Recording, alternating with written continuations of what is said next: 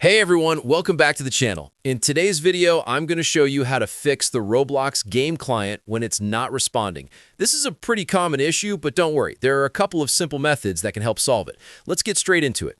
First, locate the Roblox player on your computer, then right-click on it and select Properties. Make sure you're on the Shortcut tab, and next to the Run option, open the drop-down menu and choose Minimized. After that, switch over to the Compatibility tab. Here, enable Run this program in compatibility mode and select Windows 7 from the list. Also, check the options for Disable Full Screen Optimizations and Run this program as an administrator. Once you've done all of this, click OK to save the changes. This method often fixes it right away. If Roblox is still not responding, don't worry, there's a second method you can try.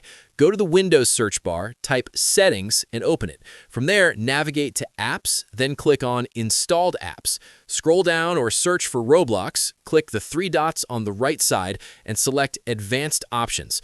Scroll down until you see Terminate and click it. After that, click Reset, then confirm by clicking Reset again. Wait for Roblox to finish resetting, and once it's done, try opening the game again. It should now run without any problems. And that's it. Those are the easiest ways to fix the Roblox game client not responding issue.